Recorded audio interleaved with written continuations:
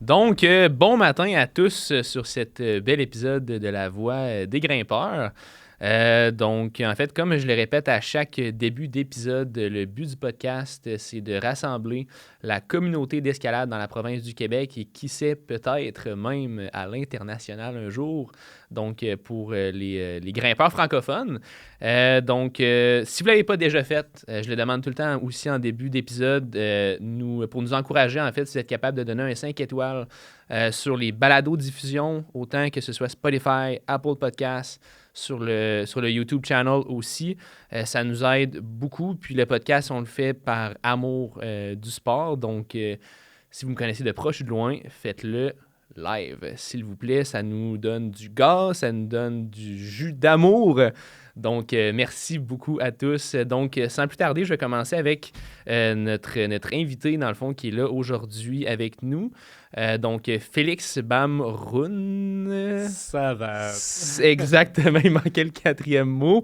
Puis, dans le fond, aujourd'hui, on va parler de plusieurs parallèles un petit peu par rapport au sport, en fait, aux différences entre les sports mainstream, l'entraînement en sport mainstream, puis vraiment l'entraînement aussi que l'escalade peut avoir présentement. Mais en tout cas, je ne vais pas brûler les punchs, mais je vais te laisser un petit peu te présenter un petit peu. C'est quoi comme ton parcours, puis c'est quoi que tu fais présentement, dans le fond, dans la vie? Parce que je sais que tu as un podcast aussi. Ouais. Je ne veux pas te spoiler, mais qui est quand même un cool podcast par rapport à l'entraînement. Mais je vais te laisser parler un petit peu de toi, très cher. On va commencer avec la shameless plug. Tu as mentionné le podcast, MVP Performance Podcast, que je fais avec un de mes grands chums qui a la compagnie MVP Nutrition. OK. Moi, j'ai déjà travaillé pour lui. Là, je travaille plus pour lui, mais les deux, on travaille beaucoup dans le coaching des joueurs de football. Ouais. J'ai un background de football. J'ai joué au football jusqu'à l'université. En ce moment, je coach pour les étudiants du cégep de Limoilou. Puis ce podcast-là a vraiment une mission plus éducative par rapport à tout ce qui est entraînement pour joueurs de foot, mais aussi lifestyle, alimentation, habitudes de vie. Donc, shameless plug, si vous voulez aller voir ça, c'est le MVP Performance Podcast. C'est beaucoup dirigé vers des joueurs de foot, mais il y a beaucoup d'épisodes qui sont intéressants pour tout le monde. Parce que, veut pas, la performance, la nutrition pour la performance, c'est 80%, 90% la nutrition pour la santé. 100%. Puis ensuite, un 10, 15, 20% que c'est là, je vais aller spécifier selon mes besoins. Je vais aller spécifier pour aller chercher le petit top de pourcentage que j'ai de besoin de plus.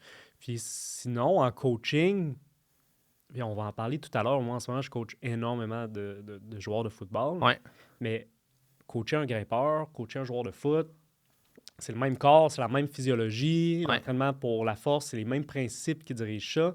Ce qui change, c'est énormément le contexte. Comme, par exemple, c'est quoi la réalité du grimpeur? C'est quoi, lui, ses préconceptions sur l'entraînement? C'est quoi ses objectifs? Puis vice-versa pour le joueur de foot. Mais je coach aussi et j'ai déjà coaché pour un paquet d'autres sports. En préparation physique. Donc, pour le hockey, ben, ça va être les mêmes questionnements. Les réponses vont être légèrement différentes. L'athlète, je veux dire, reste un athlète. Il va répondre de façon similaire à ce que je vais lui faire faire. Je veux comprendre, OK, lui, le joueur de hockey ou la joueuse de hockey, sa saison est complètement différente. Durant l'été, ils n'ont pas de saison, mais ils ont un paquet de camps et autres. Puis ça va affecter comment moi, je vais approcher mon coaching. Mais au final, 80%, c'est la même affaire. C'est fou. Hey, man, en tout cas, c'est hot parce que là, je ressens présentement vraiment une forte excitation parce que, tu sais, moi, comme je t'avais parlé un petit peu avant le podcast, moi, j'ai joué au football aussi. Dans le fond, j'ai joué au séminaire Saint-François. C'était du 3A comme receveur. J'ai joué après ça au cégep à Lévis-Lauzon dans le temps que c'était du 3A parce que là, on a comme... En tout cas, je pense que c'est 3 deuxième division, le switch. Le switch? Oui, c'est ça. Puis dans le fond, la première année que j'ai joué au cégep à Lévis-Lauzon, c'était la première année qu'on a fait le switch. Puis je me souviens, notre mantra, c'était comme No year... The first year is no excuse. C'était comme notre mantra. Puis, tu sais, je me suis quand même entraîné beaucoup avant, dans le fond, avant de découvrir un petit peu l'escalade. Fait que j'ai vraiment hâte de comme parler un petit peu des parallèles entre... Parce que veux pas, l'escalade, c'est un sport qui a vraiment eu une méga ascension dans les derniers, mettons, 5 à 10 ans. Là. Puis je pense aussi que depuis 5-10 ans, l'escalade en général, le mode d'entraînement en escalade a beaucoup évolué. Mais c'est encore, en tout cas selon moi, tu me diras si je me trompe, mais je pense que l'escalade, c'est encore très jeune. C'est comme, mettons, le football, ça fait 60 ans et plus là, que le monde s'entraîne pour jouer au football. Il y a des sports comme le soccer, que ça fait longtemps que ça existe, que le monde s'entraîne pour ça. Mais l'escalade, je pense qu'il y a 40 ans, oui, il y avait du monde qui s'entraînait, mais c'était pas autant précis qu'en ce moment. Non, mais écoute, juste pour compléter sur ce que tu dis, là, les premiers Olympiques, c'était 1896. OK? Fait que ça fait au-delà de 100 ans. Ouais. Et à partir du moment que tu as une compétition internationale qui implique plusieurs pays qui entrent en compétition, comme la Russie, States, particulièrement. Mais... à partir de ce moment-là, les nations ont commencé à mettre des ressources, du temps, de l'argent pour développer leurs athlètes pour qu'ils s'illustrent sur la scène internationale pour prouver que leur nation était forte. Oui, exact. Sur toutes les sphères de leur politique et autres, etc. En comparatif, je crois que la première compétition internationale d'escalade était en 1988. 100 ans plus tard. Fait comme, tu sais, il y a un énorme décalage entre la première compétition d'athlétisme, si on veut, internationale avec les Olympiques. Puis avant ça, il y en avait probablement d'autres. Puis la première compétition internationale d'escalade. En ligne. Fait que, tu sais, il y a un énorme décalage là. Ah ouais, puis c'était quoi comme compétition? C'était... Est-ce que tu es au courant ou pas? Je sais pas exactement c'est quoi le format, mais c'est en voix. OK. Et écoute, pour le reste, il y a des gens qui vont être plus connaissants que moi parce que je veux pas, moi je suis un jeune grimpeur. Là. C'est ça. Ça fait 5 ans que je grimpe seulement, puis avant ça, je jouais au football. OK. Comme je disais. Mais comme, là, faut qu'on revienne sur ton background. Là, faut lever l'abcès. Parce que tu as joué au football au SSF. Tu as joué au football à Lévis-Lauzon. Exactement. J'ai joué au football à Saint-Jean-Eudes. J'ai joué au football à Garneau. On va terminer le podcast, là, finalement. C'est une joke. Pour ceux qui ne le savent pas, là... Méga rivalité. Méga rivalité. C'est comme, mettons, Eagles, Cowboys, mettons, dans la NFL. Mais bref, là, je sais qu'on parle plus à du monde qui font de l'escalade, mais s'il y en a qui aiment le football, c'est comme Canadien et Boston, mettons. Ouais, ou c'est comme Britannique-Français, là, dans le monde de l'escalade. Exactement. C'est bon. Une méga rivalité. Puis je me demande même si on n'a pas joué contre, parce que moi, quand j'étais à Garneau, j'ai fait 3 ans au cégep de Garneau. Ma deuxième année, c'est la première année de Lévis-Lauzon dans le collégial 3. Fait qu'on a joué contre. Puis si je me trompe pas, t'étais receveur, tu me dis? Ouais, receveur. Moi, j'étais defensive back. Ah ouais, fait que peut-être qu'on a été head-on. Peut-être qu'on a été head-on, puis peut-être que j'étais tackle. Ou peut-être pas. Peut-être pas! Aïe, aïe. OK, c'est nice. Yeah. Good. Sans aucun doute, on va se rejoindre sur différents parallèles parce qu'on a un background qui est similaire à ce moment-là. Ouais. Cool. Fait qu'écoute, sans plus tarder, je vais commencer avec les petites questions que j'avais préparées pour toi. Puis, tu sais, justement, en dehors je sais qu'en dehors du coaching, tu as une formation comme kiné. Ouais, j'ai terminé mon bac en kinésiologie à l'Université Laval. OK. Puis ça, mettons, par rapport à l'escalade, est-ce que ça te donne... En tout cas, c'est parce que je sais que, mettons, les physiothérapeutes vont vraiment plus apprendre à, mettons, par rapport aux blessures puis tout ça. Kiné, est-ce que... Parce que je pense que kiné, c'est vraiment la science de... La science du mouvement. Du mouvement, oui. Écoute, j'ai de la misère à te le définir. Quand j'étais au bac en kinésiologie, un des gros combats des professeurs qui étaient là-bas, c'est de faire passer leur ordre comme officiel, donc l'ordre des kinésiologues. C'est ça, oui. Comme officiel. On n'a pas d'ordre officiel. Fait que c'est comme un bac un peu... Une formation un peu obscure, qui est obscurcie par la physio, la médecine, où est-ce qu'on se place par rapport à un physio, qu'est-ce qu'un kinésiologue peut apporter par rapport à un physio. Moi, personnellement, j'ai pris la branche de la performance sportive. Donc, la kin, c'est la science du mouvement et de l'entraînement. OK, c'est ça. Ça peut être utilisé comme médecine préventive, si on veut. Parce que... Le mouvement, tu sais, c'est... L'activité physique a d'énormes d'énormes propriétés comme pour te protéger d'un paquet de maladies ou de causes de mortalité que tu peux avoir. Okay. Moi, c'est pas pantoute la branche qui m'intéressait à base. Moi, j'ai vraiment focus sur la branche de la performance sportive. OK. Puis oui, j'imagine que ça teinte ma vision de la grimpe, mais en même temps, cette formation-là est loin. Il y a tellement de choses qui ont influencé mon parcours par la suite que je suis pas capable de dire, OK, ça provient du bac peut-être précisément ou ça provient peut-être juste de mon expérience de coaching. En général, oui. Ou des autres formations que j'ai faites. OK. Mais probablement que ce que ce bac-là m'a apporté qui peut se refléter sur mon analyse de la grimpe, c'est qu'on a vu énormément de cours de physiologie de l'effort. Donc, on est allé loin dans la biologie de comment ton muscle s'adapte à un stimuli d'entraînement. Ou à comment est-ce que ton système nerveux s'adapte. Okay. Donc, ça, c'est resté, c'est sûr. Puis sinon, on a eu énormément de cours de biomécanique. Donc, ça, c'est hot, ça. Comment, dans le fond, la biomécanique, c'est simplement de la physique appliquée au corps humain. Là. Honnêtement, c'est pas plus compliqué que ça.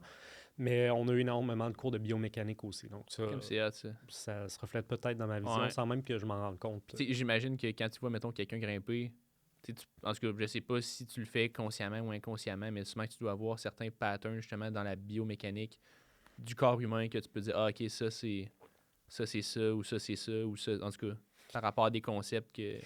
Moi, personnellement, l'histoire, c'est que dans ma vision, puis dans mes connaissances, je suis vraiment pas un calé de la biomécanique du mouvement. Okay. Peut-être que je crois que tu as parlé à Simon ou tu vas parler avec pour le podcast. Peut-être que lui a un œil vraiment plus développé par rapport à ça, par rapport au mouvement de l'épaule, par exemple, sur un mouvement d'escalade, par rapport au mouvement de la main sur un mouvement d'escalade.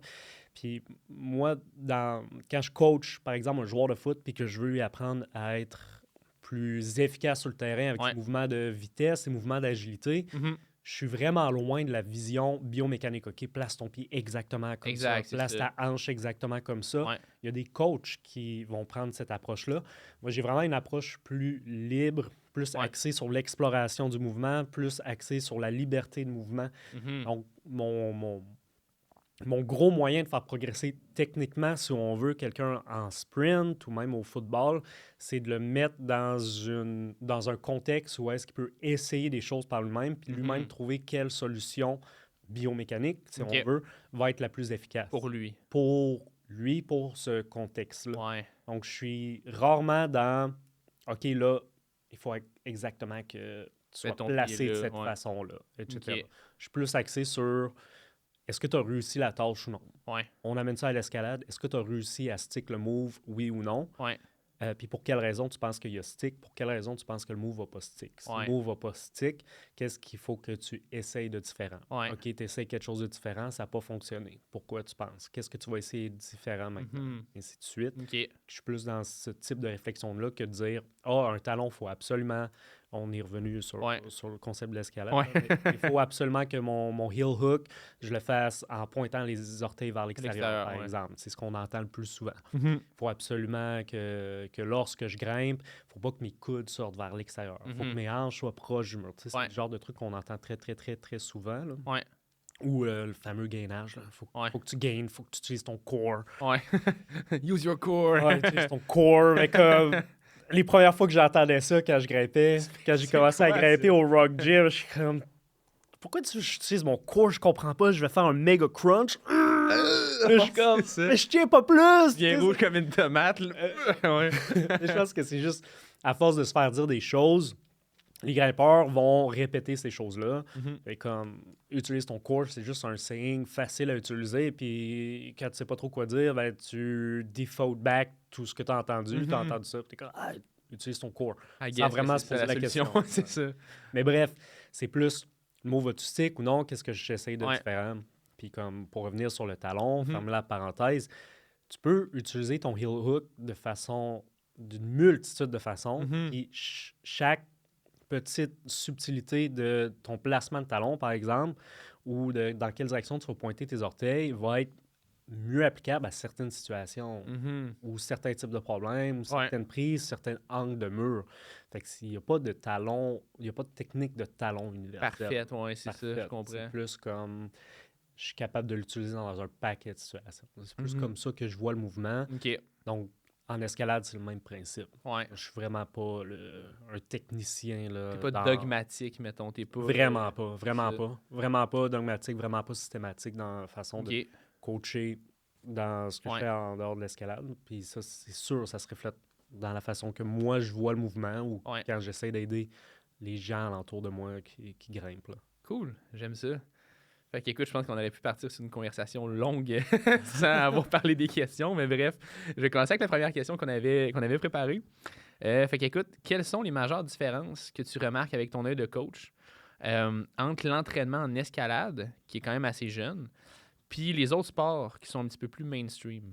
Puis, juste pour clarifier, là, quand tu parles des autres sports mainstream, tu parles probablement des team sports? Ou... Exactement. C'est des sports, en fait, qui sont peut-être un petit peu plus établis dans le temps. Exemple, on prépare du football, que ça fait plus longtemps, exemple, que l'escalade, que le monde s'entraîne pour ça. Mais, comme on disait tantôt, vu que l'escalade, c'est beaucoup plus jeune,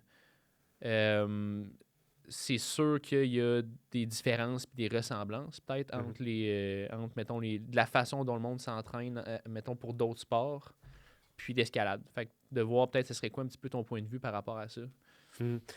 Écoute, quand tu m'as envoyé les questions d'avance là, pour que je puisse me préparer correctement pour aujourd'hui, j'ai commencé à prendre mon sel, j'ai pop une note, puis j'ai commencé à juste prendre en note durant toute la semaine les choses qui me venaient en tête qui seraient intéressantes de parler. Puis comme à la fin, là, j'en avais tellement. Puis là, j'ai pris le temps d'essayer de voir le big picture de ça, puis de me dire, OK, c'est quoi le dénominateur commun de toutes ces choses-là, puis pourquoi on en est là. Puis, mon hypothèse personnelle, c'est que dans l'entraînement pour l'escalade, on est encore beaucoup dans essayer de trouver qu'est-ce qui reproduit le mieux le sport de l'escalade pour ton entraînement. Puis après, essayer de faire ça dans ton training en disant que ça va t'aider à devenir un meilleur grimpeur. Donc, par exemple, le hangboard, pourquoi on fait du 7 secondes on, 3 secondes off sur les repeaters, par exemple. Si je ne me trompe pas, je pense que la logique, c'est que le 7 secondes on puis le 3 secondes off, ça représente approximativement le temps que tu prennes une prise puis que tu fasses ton prochain move, par exemple, sur une voie. Ça, c'est comme un peu la logique que j'ai eu vent. Mais il y a une grosse problématique à se dire, on va essayer de reproduire notre sport au training pour faire des gains en dehors de notre sport. Puis c'est que c'est pas ça le but de l'entraînement. Le but de ton entraînement, numéro 1, ça va être la prévention de blessures. Mais si tu veux t'entraîner pour mieux performer, ton but, c'est de fill des buckets qui sont pas bien entretenus par rapport à juste ta grimpe ou juste ton sport. Donc, par exemple, moi, je suis un grimpeur de voie. Je vais faire beaucoup de voie. Veux pas, je vais faire beaucoup d'endurance. Je vais faire beaucoup de power endurance. Mais est-ce que mes grimpes en lead vont être suffisantes pour stimuler d'autres systèmes qui vont supporter ma performance en lead? La réponse, c'est non. Fait que si je me dis, OK, je vais faire comme en lead dans mon training, je vais essayer de le reproduire, je vais faire des repeaters, bien, je viens juste remplir un bucket qui est déjà plein. Je ne sais pas si l'analogie fait du sens. Comme... il y a beaucoup de trends qui viennent de là, j'ai l'impression. Et c'est un schéma de pensée qui est fautif, qui ne va pas t'apporter le plus de résultats pour augmenter ta performance. Puis j'ai l'impression qu'on est encore beaucoup pogné là-dedans, dans l'entraînement pour l'escalade. Il faut vraiment prendre le temps de sortir de là pour ne pas se menotter dans nos horizons par rapport à l'entraînement. Puis les autres sports le font. Ce processus-là a été fait.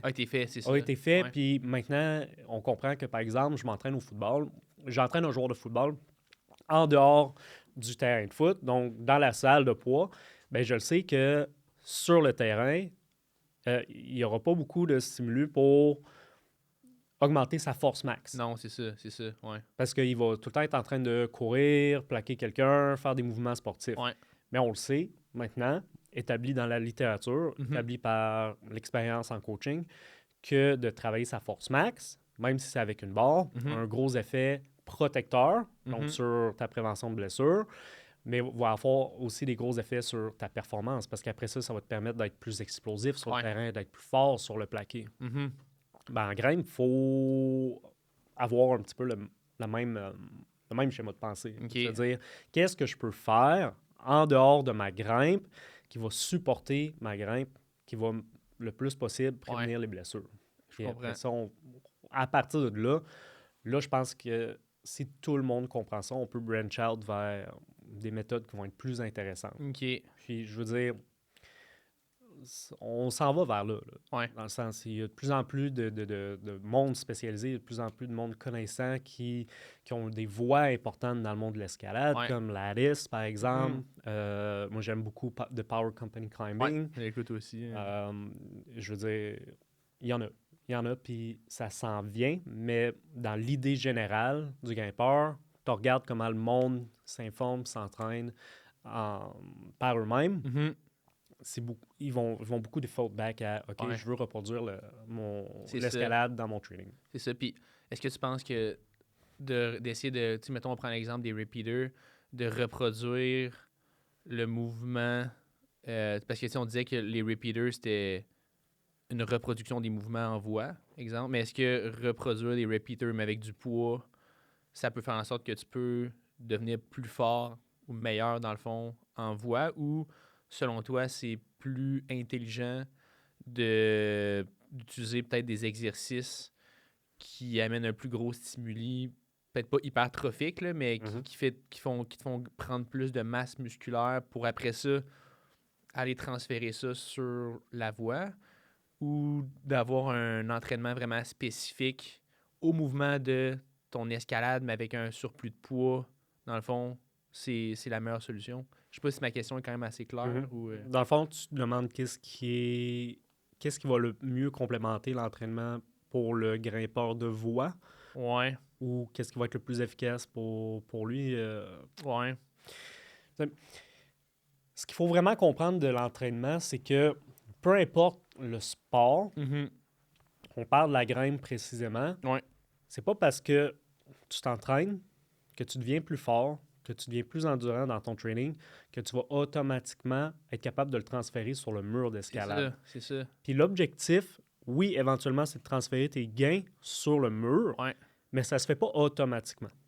Puis si tu gardes juste ça en tête, puis tu dis, OK, je vais faire de quoi qui se transfère le plus vite possible, tu vas miss out sur des gains. Donc, par exemple, ton grimpeur de voie typique va avoir une bonne endurance, il va avoir un bon power endurance, mais son power puis sa force va être subpar, va être moins bonne.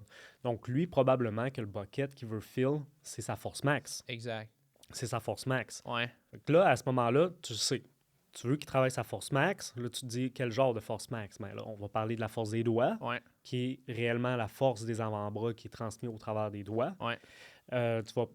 On va peut-être penser à la force de ses jambes. Peut-être qu'il manque de force quand il fait des grands moves de jambes, par exemple. Puis après, il faut que tu te dises, c'est quoi mon meilleur moyen pour entraîner ces choses-là sans créer un stress supplémentaire? Parce que si tu te dis, par exemple, je fais de la voie, j'aime les voies avec des petites prises, je vais m'entraîner en force max, mais je vais reprendre une petite prise. Tu viens juste accumuler un stress qui, au fil du temps, c'est là que les blessures de overuse peuvent arriver. Donc, il faut que tu te dises comment je peux entraîner ma force de doigt, numéro 1, puis comment je peux garder ça le plus safe possible sans accumuler un stress inutilement. Puis, par exemple, tu choisis ta méthode, tu deviens plus fort des doigts, tu décides de faire, au lieu de faire du hangboard, tu décides de faire des arm lifts à la Yves Gravel, par exemple, avec un edge. Puis là, tu travailles en reps, puis là, tu prends de la force de doigt. Cool, tu as atteint ton objectif. Mais c'est pas automatique que tu t'en vas sur ta voie puis tu es capable de transférer cette force-là. C'est ça. Après ça, il y a des choses qui doivent se passer, qui peuvent être structurées au travers de l'entraînement pour t'aider à transférer ta nouvelle force sur le mur d'escalade. Ou tu pourrais te dire simplement, OK, ben, je vais juste grimper, puis éventuellement, mon skills va pick it up, et je vais être capable d'appliquer cette nouvelle force-là, éventuellement sur le mur. Mais là, le danger, c'est que tu arrêtes de t'entraîner en force, et que tu reperdes ta force parce que tu ne la maintiens pas de façon d'une belle qualité en dehors de ton escalade. Ta grimpe, c'est ça, Parce que ta grimpe n'est pas... C'est pas assez structuré, c'est pas des stimuli d'assez bonne qualité pour t'aider à maintenir ta force max si tu l'as entraîné en dehors. OK. Si tu l'as entraîné en dehors de ton escalade. OK. Là, on parle très précisément pour la voix. Peut-être qu'en bloc, c'est différent. Ouais. Puis là, l'idée, c'est de voir aussi... On a fait l'analyse d'un rapport de voix typique, mais ça va dépendre un peu de chaque personne, de son background. Ben oui. Puis on peut aller loin là-dedans. Loin, ben oui. Puis, tu sais, quand tu disais que, ultimement, le but, c'est de fill des buckets le plus possible, est-ce que tu penses que, exemple, pour un grimpeur de bloc, de fill le bucket de l'endurance, c'est quelque chose qui peut être intéressant pour lui? Ou c'est plus, mettons, pour le grimpeur de voix que c'est mieux pour lui de fill le bucket de force? 100%. Puis là, il faut faire attention. Encore une fois, on se dit, le grimpeur de bloc, il fait pas tant d'endurance que ça. Quand il grimpe, ses blocs sont tous en bas d'une minute, donc ça sert à rien d'aller en haut d'une minute. Puis là, on a encore le schéma de pensée de se dire, OK, comment est-ce que je reproduis? Comment je fais pour être le plus spécifique possible? C'est bon, ça. Mais il faut se poser la question, est-ce que de faire un entraînement, par exemple, d'endurance de doigts, va supporter des systèmes musculo-squelettiques ou un système où va procurer des adaptations au niveau du système nerveux central qui vont supporter ma force et ma puissance? Puis la réponse, c'est oui. La réponse, c'est oui, absolument. On le voit dans le monde de l'entraînement. Quelqu'un qui veut devenir... Par exemple, on prend les powerlifters, que eux, leur objectif, c'est de lever le plus lourd possible sur une barre en un seul mouvement, une seule répétition. Ils vont pas juste faire une répétition dans leur training à l'année longue. Dépendamment des phases, dépendamment des styles et des stratégies, je te confirme que tous les powerlifters vont travailler plus longtemps que sur une seule répétition. Ils vont faire des 5 reps, des 10 reps, puis peut-être même plus. Puis il y en a beaucoup qui vont aller dans les mouvements qu'on va appeler d'assistance, qui vont faire des mouvements plus en hypertrophie. Si on fait le parallèle avec la force de doigt, c'est pas tout à fait ça, mais ton 1 rep max, c'est peut-être ton max hang de 7 secondes. 7 secondes, Ou c'est le maximum de poids que tu peux lever en arm lift, un peu comme Yves Gravel fait. Ça serait peut-être ta répétition max, comme ton powerlifter. Puis en parallèle, qu'est-ce qui viendrait supporter ta force max? Ça serait peut-être... L'hypertrophie que tu disais, mettons, à 10-12, le 10-12-15. Par exemple, ça serait un protocole d'hypertrophie pour les doigts ou peut-être même d'endurance. Puis écoute, juste en parlant comme ça vient de me popper. J'écoutais un podcast justement sur la prise de masse musculaire et l'entraînement en force pour les team sports. Il y a une étude précisément qui a été citée dans le podcast en question qui se penche sur la question, est-ce que d'avoir un meilleur système aérobique me permet d'avoir un meilleur output sur mon training d'hypertrophie? Donc, l'étude était comme suit. Il y avait un groupe qui suivait un programme d'entraînement en hypertrophie, ne faisait rien avant. Un groupe qui faisait le même programme d'entraînement en hypertrophie, mais juste avant, faisait un 6 semaines d'entraînement aérobique. Donc, on est très, très, très loin de notre force, puis on est très loin de notre hypertrophie. Parce que, juste pour mettre une petite parenthèse, hypertrophie, c'est vraiment, dans le fond, c'est pour prendre de la masse musculaire, dans le fond, puis c'est plus des, mettons, en termes de range de reps, c'est entre 10 puis 16, 17, 18, mettons, pour gagner en hypertrophie. On peut ouvrir la parenthèse de l'hypertrophie. Mais on va pas ouvrir la boîte de Pandore puis plonger dedans, mettons, mais l'hypertrophie, c'est... Pour l'hypertrophie, tu as besoin d'une combinaison de trois choses. OK, pour que ça arrive. Quand on parle d'hypertrophie, c'est quand tu prends mettons, zoom in sur une fibre musculaire, c'est si elle devient plus grosse. Ça se mesure en cross-sectional area, qui est, par exemple, tu prends ton bras, tu fais une coupe, puis tu fais une imagerie, puis tu checkes, OK, mon muscle il prend telle circonférence par rapport au muscle de mes avant-bras autour de l'os. OK? Donc, l'hypertrophie, c'est le fait que ton muscle devienne plus gros. Il grossit, oui. Il grossit.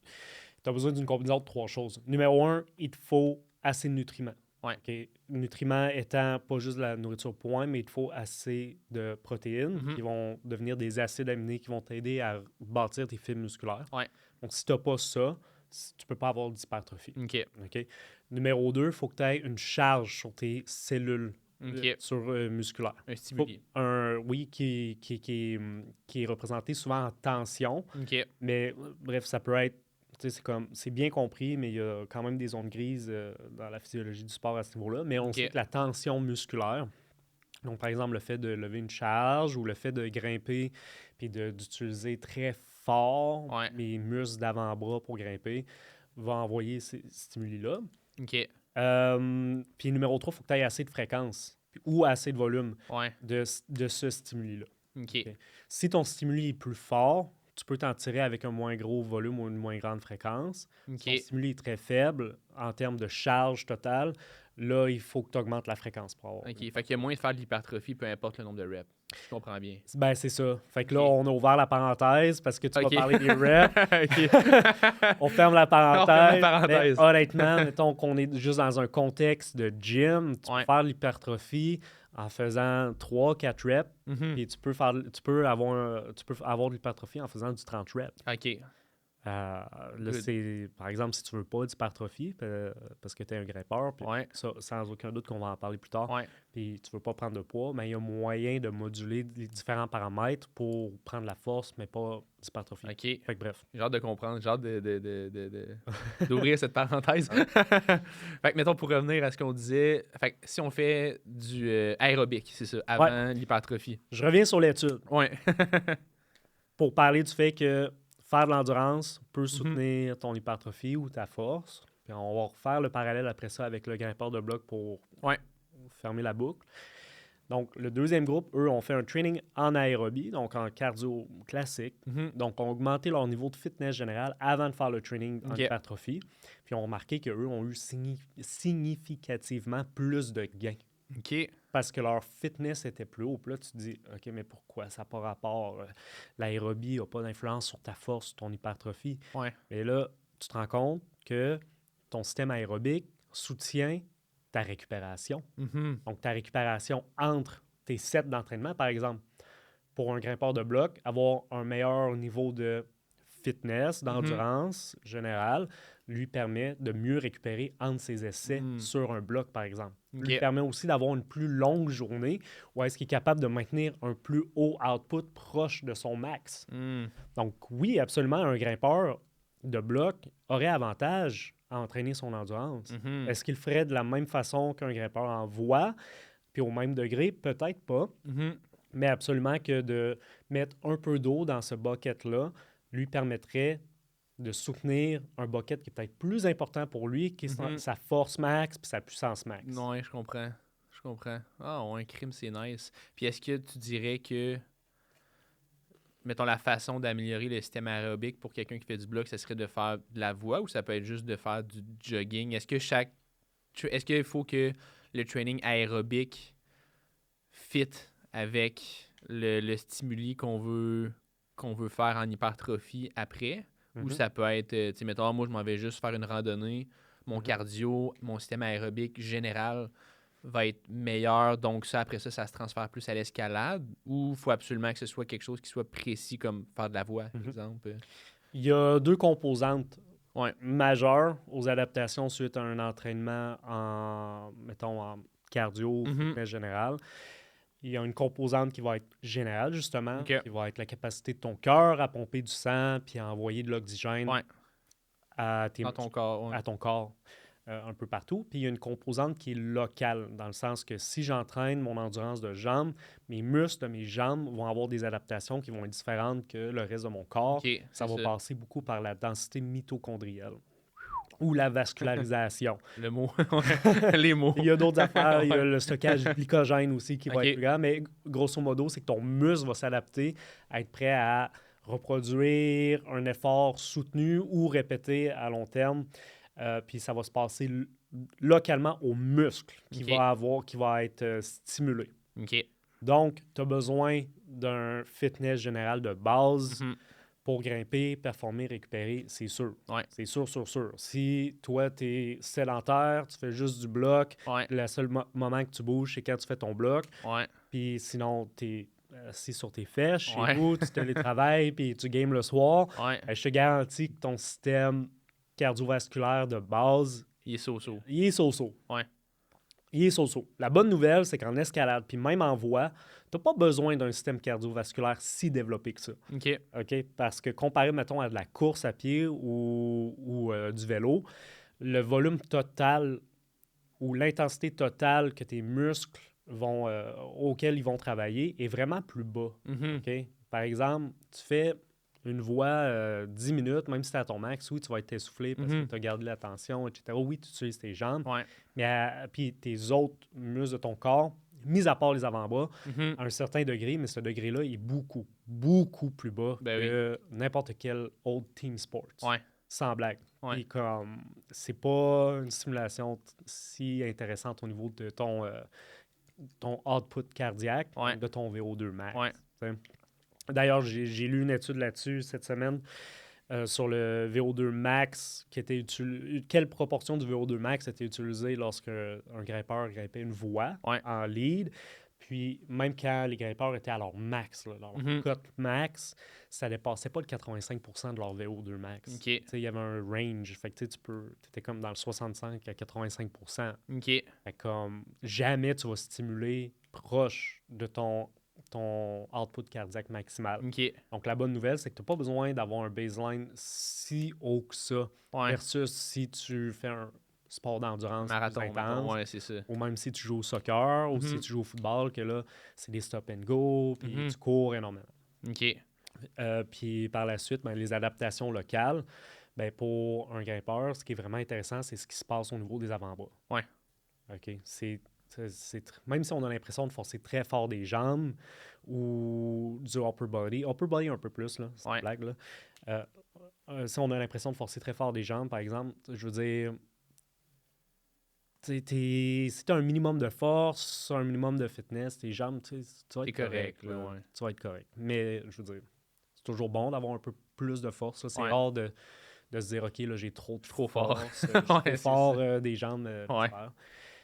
Tant que c'est pas au détriment de ta force relative. Donc, si tu prends de la force puis que tu prends pas de masse musculaire avec ça, c'est une bonne chose pour l'escalade. Cool. Mais bref, on reviendra à ça. Fait que pour fermer, mettons, la boucle pour la première question, en ce moment, on pourrait dire que l'escalade est en voie de devenir un petit peu comme les autres sports, les sports que ça fait plus longtemps, dans le fond, qui ont compris ça, de devenir plus fort en général pour pouvoir mieux appliquer ça après ça sur le mur au lieu d'essayer de prendre le mur et créer des exercices pour imiter le mur. C'est ça. Tu veux pas imiter ton sport. C'est ça. Quand tu t'entraînes, tu veux pas imiter ton sport. Tu veux comprendre quels systèmes vont supporter la performance à ton sport. Ça, d'après moi, c'est le schéma de pensée duquel il faut vraiment se détacher ou duquel le monde de l'escalade doit se détacher pour vraiment arriver au next step par rapport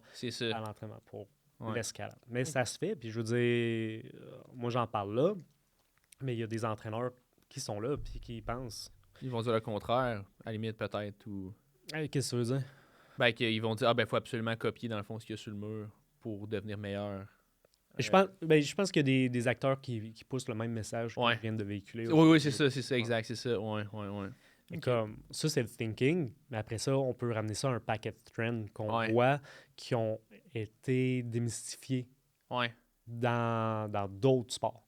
Fait que, par exemple, qu'est-ce qu'on voit typiquement de quelqu'un qui veut commencer à s'entraîner pour l'escalade? Il va commencer, il va faire du hangboard. On a parlé de la force de doigt, puis ça, c'est un sujet qui est vraiment unique à l'escalade. Je veux qu'on le sépare un petit peu.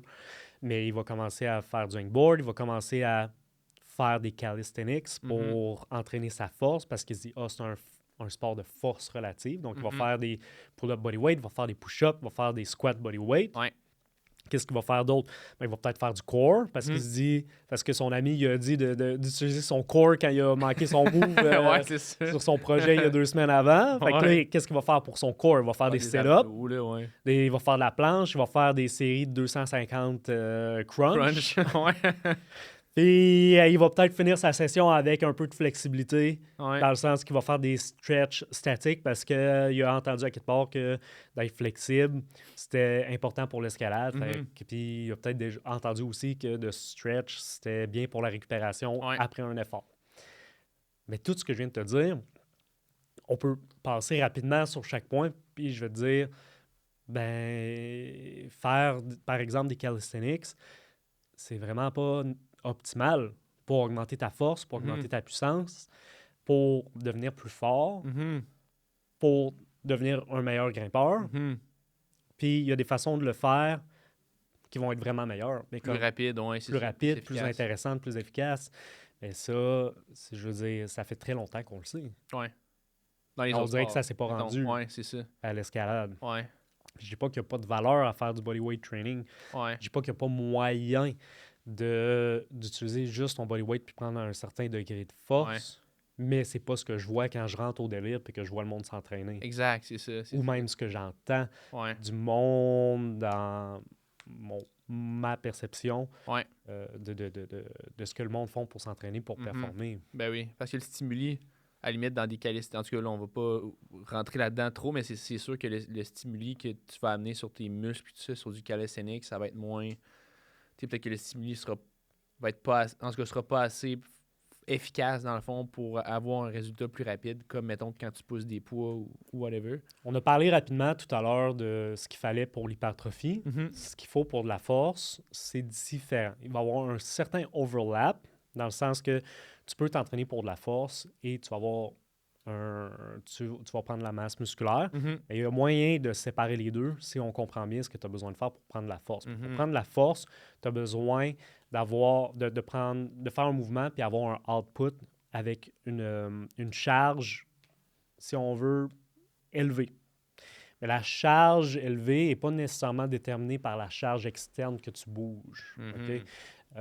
Par exemple, il faut juste se poser la question, c'est quoi la force?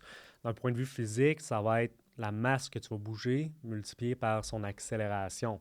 Donc, tu prends une charge, puis plus je la bouge vite, même si c'est la même charge, ben, je vais avoir un plus grand force output. Okay. Tu peux prendre la force en bougeant des charges de plus en plus lourdes, ou tu peux prendre la force en bougeant une charge fixe, mais de plus en plus vite. OK?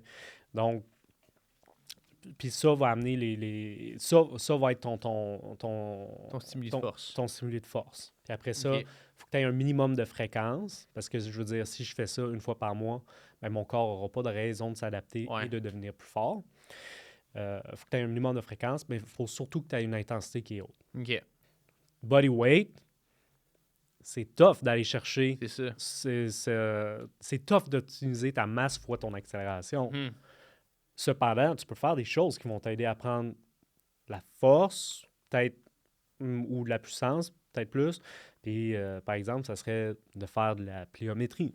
Fait que là, oui, j'utilise mon body weight, mais je prends, c'est pas nécessairement de la force max, mais au moins, je peux prendre un peu de puissance parce que là, je vais prendre mon body weight et je vais l'accélérer rapidement. Quand on parle de force max, c'est souvent, on parle plus, mettons, de quelle masse maximale je peux bouger. Oui, c'est ça. Puis pourquoi c'est intéressant pour l'escalade, c'est que de s'entraîner en force va faire en sorte que tu vas être capable de recruter un plus grand nombre de fibres musculaires, un paquet d'autres d'adaptations qui vient avec ça. Mais le fait de pouvoir recruter plus de fibres musculaires va faire en sorte que tu vas être capable, par exemple, d'arriver sur le mur, si on parle de force d'avant-bras, puis tu vas être capable de prendre une plus petite prise puis tenir sur la plus petite prise. Donc, c'est ça qui est intéressant avec la prise de force, par exemple, pour les avant-bras.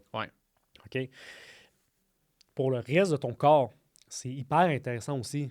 OK? Parce que l'objectif, oui, c'est de tenir des prises de plus en plus difficiles, mais ça ne se passe pas juste au niveau des avant-bras. Non, c'est ça. La force de ton reste la force du reste de ton corps va te permettre de diminuer la charge totale que tes doigts prennent. Fait que si je suis plus fort, mettons, en compression, parce que mes jambes sont plus fortes, puis là, je suis capable de compresser fort avec un heel hook. Ben, peut-être que je peux avoir de l'air de quelqu'un qui est fort sur une petite prise. Mais finalement, Mais finalement, mettons, on prendrait mettons, j'aurais des yeux rayons X, puis j'ai l'analyse de physique parfaite. Exact. Là, je vois exactement c'est quoi la masse ou la force que j'ai besoin pour cette petite prise-là. Ben, étant donné que je suis plus fort, par exemple, du lower body, ou j'ai un meilleur positionnement, ben, ma force, peut-être, dans ma main, est peut-être pas si grande. Donc, c'est hyper important d'être fort du reste de ton corps aussi. sans parler des effets protecteurs de l'entraînement en force pour les blessures. OK? Puis ça, c'est comme... Juste à cause de ça, moi, je pense que tout le monde qui veut minimiser ses risques de blessures, qui a envie de s'entraîner un peu ou qui a le temps de le faire, devrait le faire. Ouais. Juste pour minimiser les blessures. Ouais. OK? Fait que c'est ça l'idée de la force. OK. C'est pas juste de lever des poids puis de devenir gros. Ouais. Puis de toute façon, lever des poids ne veut pas dire que tu vas devenir gros parce qu'on a parlé tout à l'heure des stimuli qu'il fallait pour l'hypertrophie. Tu es capable de moduler ça pour prendre de la force, OK? Mais pas prendre de masse musculaire. Exact, c'est ça. Puis je veux dire, l'escalade, c'est pas le premier sport où est-ce que ton poids est important. Il y a un paquet de sports qui a des catégories de poids. Ouais. Donc, c'est même plus une question de force relative. C'est une question de, OK, si je monte de catégorie, je vais être en compétition contre du monde plus fort. Donc, par exemple, l'haltérophilie. L'haltérophilie, ça fonctionne en catégorie de poids. Fait que nous, on pense à l'haltérophilie, qui est l'Olympic weightlifting. On regarde les Olympiques, on pense aux gros gars musclés avec les traps qui montent jusqu'aux oreilles. Mais on oublie qu'il y a une catégorie de gars et de filles qui sont hyper légers. Puis, guess what? Ils sont très, très forts. Pourcentage, oui, c'est ça. Ils sont très, très, très forts. Mais eux, ça fait longtemps qu'ils ont master l'idée de jouer avec ces paramètres-là pour prendre de la force, être explosif, sans nécessairement prendre de masse musculaire. OK. Donc, pour l'escalade, éventuellement, je pense que c'est ça le but. On commence à être là. Je pense qu'on va de plus en plus voir de gens qui ont un background d'entraînement qui vont lever la main et qui vont dire « Hey, c'est pas vrai, tu peux lever des poids sans prendre de masse musculaire, puis c'est ton meilleur outil pour prendre la force. On le voit de plus en plus, là, de ce qui est à la mode de ce temps-ci à l'escalade, là, c'est squat, bench, deadlift. Squat, bench, deadlift. L'ARS en parle. Tout le monde en parle. Tout le monde parle des bienfaits du deadlift pour l'escalade. OK? Là, en ce moment, on est là. Mais il y a beaucoup plus à l'entraînement avec les poids ou la musculation que le squat, le bench, le deadlift, les pull-ups avec du poids. Mais ça va s'en venir, I guess. Exact. I guess. Parce que un jour. C'est sûr. C'est sûr. Et comme là, on est dans une phase où est-ce que l'entraînement en musculation est beaucoup influencé par le powerlifting, squat, bench, deadlift, classique, powerlifting. Mais, mettons, dans le monde du sport, je reprends le football, c'est le monde que je connais le plus. Cette phase d'influence-là a été passée il y a longtemps. Puis avant elle, précédait le bodybuilding. Avant, ça a été l'entraînement en musculation a été influencé par le bodybuilding. Après, ça a été le powerlifting. Puis après, ça a été le Olympic weightlifting. Puis là, on est dans une autre ère qui se reflète aussi sur l'escalade, qui est l'ère de prendre le plus de données possible. Une cellule de force pour voir c'est quoi ma force, c'est quoi mon endurance, c'est quoi la charge que je mets, est-ce que ma charge varie de jour en jour. Je vois de plus en plus aussi de monde qui s'entraîne avec des... j'ai oublié le nom de la machine, mais... Un Tendex, ça se peut-tu? Le Tendex, c'est une cellule de force. Okay. Je parle d'un capteur pour voir c'est quoi la saturation en oxygène locale. Fait qu'il y a des gens qui mettent ça sur l'avant-bras et sont comme, OK, j'ai une saturation X, Y, Z en oxygène. Je suis dans quel profil d'endurance, par exemple? Eric Horst a fait des expérimentations avec les taux de lactate sanguin. Fait qu'il prenait des mesures entre ces sets d'entraînement. Puis, plus récemment aussi, j'ai vu du monde s'entraîner en escalade avec des devices qui mesurent l'accélération d'un mouvement pour voir où est-ce que tu es dans ton profil de puissance. Fait que là, j'ai dit en rafale des choses qu'on voit, mais comme le velocity-based training, la première fois que j'ai entendu parler de ça, j'étais au cégep. OK? Ça fait peut-être presque 10 ans. Fait comme, en ce moment, on est dans la collecte de données. Je pense que c'est ça qui est à la mode. C'est ça qu'on parle aussi dans les autres team sports. Puis dans le monde de l'escalade, les coachs qui se gardent, si on veut, le plus à jour, c'est là-dedans qu'ils sont aussi. Mais comme, ça va aller en vague. Ça va être influencé par différents acteurs. Puis je pense que une vague qu'on peut vraiment sentir, tu rentres dans le gym, tu es comme, OK, ça provient de telle personne. C'est le arm lift. C'est le fait de, au lieu de faire du hangboard, c'est de lever des poids du sol avec un edge. Ça provient de Yves Gravel qui l'a popularisé. Il en a parlé dans des podcasts. Il en a parlé un podcast avec Gladys, je pense. Puis le monde se sont dit, hey, ce gars-là, vraiment fort des doigts. Ouais. Probablement le grimpeur avec les doigts les plus forts. Il est reconnu pour ça. Le monde sont comme, OK, ben, on va checker qu'est-ce que lui fait comme entraînement, puis on va s'inspirer de ça. Donc, Yves Gravel influence en ce moment énormément le monde de l'entraînement et de la force des doigts. Si on remonte un petit peu, lui, Yves Gravel, ses méthodes proviennent du arm lifting, qui est une forme de powerlifting, mais vraiment dédiée sur la force de grip, donc lever des choses le plus lourd possible avec des grips différentes et challengeantes. Donc, lui, son background de training est énormément influencé par ça, de ce que j'en comprends. Et ce background-là est énormément influencé par le powerlifting lui-même. Donc, j'ai vraiment l'impression que dans les prochaines années, ce qu'on va voir, c'est de plus en plus de monde qui s'entraîne en utilisant des reps au lieu d'utiliser du temps sous tension, par exemple, sur le handball. Au lieu de faire des 7 secondes, 10 secondes, 15 secondes, je pense qu'on va de plus en plus parler de répétition. Fait que une rep, deux reps, trois reps, and on, and on, and on. Je pense que de plus en plus, on va voir du monde qui va s'entraîner peut-être en hypertrophie d'avant-bras pour supporter leur force et leur endurance d'avant-bras. Puis tout ça va se faire avec l'influence du arm lifting et du powerlifting par le biais des Gravel. Moi, j'ai l'impression que c'est vers là qu'on s'en va. Avec les histoires de collecte de données. C'est à suivre. J'aime.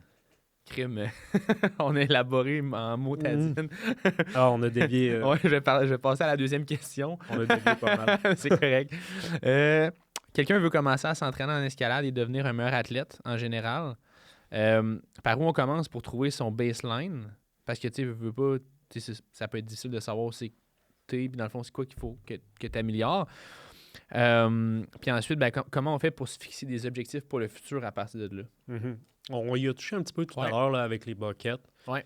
Mais avant même de se demander quel bucket j'ai besoin de fill pour que moi, mettons, j'ai peut-être des lacunes ou qui pourraient vraiment supporter ma performance ou prévenir les blessures par rapport à si je fais de la compétition, si je fais de l'escalade intérieure, extérieure ou du lead, en dedans ou dehors, il faut que tu te poses la question, quelles ressources que j'ai disponibles?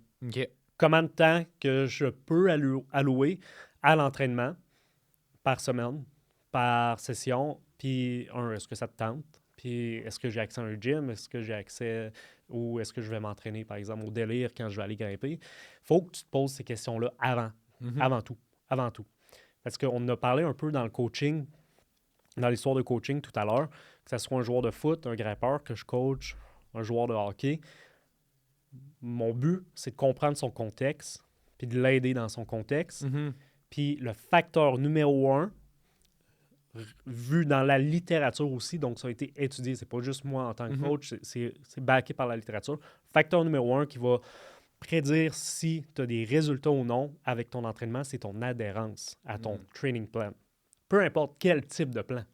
Fait que les scientifiques, ils se creusent toujours la tête à savoir c'est quoi le meilleur protocole pour avoir le plus de gain de force ou d'hypertrophie. Mais comme au final, le dénominateur commun de tous les programmes qui fonctionnent, et d'ailleurs, c'est la même, ça me pop live, mais comme c'est la même chose pour les diètes, par rapport aux fameuses diètes puis à l'alimentation. Le dénominateur commun de ce qui fonctionne, c'est si tu es capable de stick à ton plan. La meilleure diète, c'est celle que tu suis. La meilleure diète, ça va être celle que tu suis. Puis c'est souvent ça le problème avec les diètes et les programmes d'entraînement, c'est tu ne suis pas ta diète, elle commence, elle est trop restrictive, il y a trop de contraintes, tu développes un affect négatif envers la façon que tu manges, donc tu droppes ton plan. Même affaire avec l'entraînement. Tu n'aimes pas ton plan, ça ne marchera pas. Ton plan d'entraînement te prend trop de temps, ça ne fonctionnera pas. Fait que je m'en fous de savoir c'est quoi que tu as besoin. Toi, Frank, en tant que grimpeur, pour commencer, je veux que tu me dises quand est-ce que tu peux t'entraîner, qu'est-ce que tu veux faire comme training, qu'est-ce qui t'intéresse, combien de temps tu peux allouer dans ta session et dans ta semaine. Commence par là, parce que c'est ça le plus important. Oui, 100%. Par la suite, là, tu peux peut-être te fixer des sous-objectifs par rapport à ton objectif global. Donc, probablement avec un grimpeur, son objectif global, ça va être de grimper tel cote. Par exemple, là, tu peux te dire, OK, pour grimper tel cote, qu'est-ce qui me manque? Puis ça, tu n'as pas besoin d'évaluer ton baseline ou de faire des tests juste pour avoir des bonnes déductions. Faire des tests, moi, je le vois un peu comme un luxe. Dans le sens que, OK, tu peux mesurer ton progrès avant et après ton entraînement pour voir si ça fonctionne. Ouais. Ou tu peux vraiment aller voir précisément différents systèmes, ton endurance ou ta force ou ton power endurance pour voir quel système est défaillant, pour avoir une idée, un indice, savoir qu'est-ce qu'il faudrait que toi, tu travailles plus peut-être qu'un autre grimpeur. Mais la meilleure façon d'avoir ces infos-là, c'est de regarder qu'est-ce que tu as fait par le passé, puis de te poser des questions par rapport à qu'est-ce que toi, tu as remarqué quand tu grimpes. OK. Par exemple, moi, j'ai remarqué que ma prise en open end ou en three-finger drag n'était pas excellente. OK? Donc, j'ai remarqué ça en grimpant. Puis c'est juste simplement parce que je me suis rendu compte que je m'en sers jamais. Puis ça, juste de développer cette grip-là peut avoir un effet vraiment intéressant sur ma prise de force globale puis pour la santé de ma main et de mes avant-bras dans le contexte de l'escalade. OK. Mais j'ai pas eu besoin de le tester pour le savoir. C'est ça. Moi, je l'ai testé parce que ça m'intéresse, ces affaires-là. J'ai ma cellule de force, puis je suis allé confirmer quelque chose que je savais déjà ou je suis allé le chiffrer. Mais tu n'as pas besoin de faire ça. Je suis sûr que là, on parle live, puis là, ça roule dans ta tête, tu es comme « Ah ouais, c'est vrai, j'ai remarqué que ça, j'étais moins bon. » J'ai pas eu besoin de tester mon endurance pour savoir quand j'ai commencé la voie que mon endurance était nulle. Exact, c'est ça. J'ai vraiment pas eu besoin de le faire. Parce que j'ai commencé à grimper, j'ai fait énormément de blocs. Puis c'est dans la dernière année que j'ai comme vraiment développé le goût pour le lead. Mais comme il y a un an, quand j'allais à Beauport, peu importe la cote que je faisais, j'arrivais à pomper en haut. J'ai pas besoin de le tester pour savoir qu'il faut que ça, c'est une lacune. Donc, après ça, il faut que tu détermines c'est quoi le low-hanging fruit. Qui va t'apporter le plus de résultats pour le moins d'efforts possible. Puis là, tu peux jongler avec tout ça, dire, OK, j'ai tant de temps disponible, j'ai tant d'énergie disponible à allouer pour mon training, je vais le placer là. Peut-être que je vais faire juste peut-être un 15 minutes, 20 minutes de training avant mes sessions de grimpe que je fais déjà normalement. Puis ça va m'apporter un paquet de bienfaits sur la prévention de blessures, sur ma prise de force, puis juste ça peut être ton training. Exact. Donc, pour quelqu'un qui veut commencer à s'entraîner, je passerai par ce processus-là. Tu passes par ce processus-là, tu ne sais pas quoi faire, tu n'as pas tant de temps, bien, peu importe que tu fasses du bloc, que tu fasses du lead, que tu fasses du trad, l'entraînement en force est intéressant. Donc, la force de tes avant-bras et de doigts va être intéressant par son effet protecteur. Puis parce que peu importe le type d'escalade que tu fais, on ne stimule pas très bien notre force maximale. Okay? En lead, c'est clair. En trad, c'est clair. En bloc, tu peux te dire, oui, je stimule un peu plus ma force parce que je fais des gros moves, etc. Mais c'est pas une stimulation qui va être constante et progresser dans le temps. Donc, qui ne va pas t'amener les progrès les plus intéressants à long terme. Et de le faire de façon structurée va avoir un bien plus grand effet protecteur. Que d'y aller, que juste de faire de l'escalade, mettons, de bloc, puis de tenir des petites prises une fois de temps en temps. Exact. Oui, c'est ça. Il faut vraiment aussi que les grimpeurs sortent de la tête que juste grimper, c'est s'entraîner. Il y a une majeure différence entre faire un workout, faire une session d'entraînement et s'entraîner. S'entraîner, tu as un plan. Tu as un avant, tu as un après. Puis en ce moment, ce que tu fais le bridge entre qu'est-ce que tu as fait avant pour préparer ce qui s'en vient par la suite après. Tu as une stratégie globale pour travailler des choses précises pour les progresser. Je comprends 1000%, oui. Quelqu'un peut avoir fait plein d'entraînements, mais s'être jamais entraîné de sa vie en disant, parce qu'il rentrait, puis il était comme, aujourd'hui, je vais faire du hangboard. Bon, il n'en refait pas pour 2 semaines. Ou, OK, là, je vais faire des repeaters. OK, là, je vais faire des laps sur le system walk. Puis là, il est comme, j'ai un bon background d'entraînement. Ça fait 2 ans que je fais des entraînements, mais il n'y a pas de progression logique. Il n'a pas ciblé des besoins précisément. Il n'a pas progressé un exercice ou une capacité athlétique précise over time. Il ne s'est jamais entraîné de sa vie, en fait. Il a fait un paquet d'entraînements, mais il ne s'est jamais entraîné. Il a essayé plein de trucs, mais il ne s'est jamais spécialisé à faire une chose. Puis il ne s'est jamais focus à s'entraîner. Puis ça, faut sortir ça de la tête. Juste grimper, c'est pas s'entraîner parce que c'est pas structuré. Tu n'as pas de structure, tu n'as pas d'entraînement. Tu tu peux faire un entraînement. Tu peux te dire que oui, quand je grimpe en lead, oui, ça va stimuler les systèmes physiologiques liés à l'endurance. Mais c'est pas un entraînement. C'est pas parce que tu stimules un système que tu t'entraînes. Il y a une méga nuance. Il y a une distinction énorme à faire. Là. Énorme à faire. Fait que juste s'entraîner, juste grimper pour s'entraîner, ça marche pas. C'est pas s'entraîner. Puis t'as pas besoin d'attendre non plus avant de commencer à t'entraîner. Et ça, on l'entend tout le temps. Là. Tu devrais juste grimper pendant 2, 3, 4 ans. Après ça, tu commenceras à faire ça. Après ça, tu commenceras à faire ça. Entraîne-toi pas à moins d'être techniquement bon à tel cut. Non, parce que le but de l'entraînement, numéro 1, c'est la prévention de blessures. Ça fait 1 an que je grimpe, je peux me blesser autant que lui que ça fait 5 ans. Pourquoi moi, je me priverais d'une prévention de blessures qui est intéressante? Donc ça, c'est numéro 1. OK, ça, c'est la première chose. Puis numéro 2, dans quel sport est-ce que tu te fais dire « Ah, fais juste ton sport pour t'entraîner ». Quand est-ce au football que t'es arrivé à Lévis-Lauzon puis les coachs ont dit « Ah... Tu vas juste courir des routes. » Ouais, non, toi, tes premières années, fais juste la saison de foot puis ça va faire ton training, tu vas être good. Aucun. Jamais, aucun. Puis on commence à voir de plus en plus. Là, tu peux te dire, OK, mais quand t'es jeune, t'as 12 ans, les joueurs de football de 12 ans, ils s'entraînent pas. Bien, ils s'entraînent de plus en plus. Parce qu'on sait maintenant que l'entraînement, même jeune, a des bénéfices. Il faut juste que cet entraînement-là soit adapté au niveau surtout, et aussi à l'âge de ton athlète. Mais de plus en plus, tu vas dans des programmes de football secondaire ou d'autres sports qui ont des moyens financiers, puis ils s'entraînent. Les gars au secondaire s'entraînent. Je coach au cégep, les gars arrivent de plus en plus avec un gros background d'entraînement.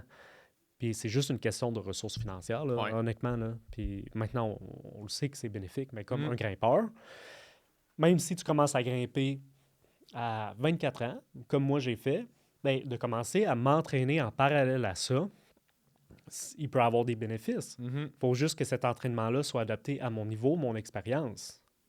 Comme je le ferais avec un jeune de 12 ans que j'entraîne. J'entraîne des jeunes de 12 ans. Ben, je fais juste... C'est sûr que mon jeune de 12 ans ne fait pas la même chose que l'athlète de 24 ans que je coach aussi. C'est pas le même background, puis c'est pas les mêmes besoins. OK? Mais il y a des bénéfices. Spécialement pour le développement à long terme de mon jeune de 12 ans.